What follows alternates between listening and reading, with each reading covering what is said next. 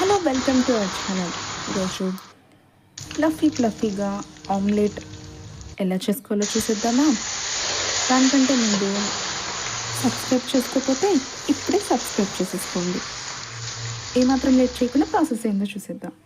3 eggs, కొత్తిమీర, అల్లం, ఉల్లిపాయలు, పచ్చిమిరపకాయ తీసి పెట్టుకొని ఇలా కట్ చేసుకొని పెట్టుకోవాలన్నమాట. అల్లం ఇంకా కొత్తిమీర కూడా ఇలా కట్ చేసుకొని పెట్టుకోవాలి. ఇప్పుడు ఒక బౌల్లోకి ఎగ్స్ తీసుకుందాం. కొంచెం ఉప్పు, పసుపు వేసుకొని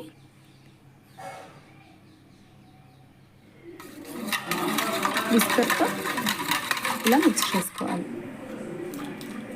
దీంట్లో సన్నగా తరిగిన ఆనియన్ ముక్కలు, పచ్చిమిర్చి ముక్కలు, కొత్తిమీర, అల్లం యాడ్ చేసుకొని బాగా విస్క్ చేసుకోవాలి. ఇప్పుడు ఆయిల్ వేసి వేడి చేసిన బాండి మీద ఇలా ఈ మిశ్రమాన్ని వేసుకొని ఒక పక్కన వేగిన తర్వాత మళ్ళీ ఇంకో సైడ్కి సర్వింగ్ బౌల్లోకి తీసుకుంటే omelette ready. Thanks for watching.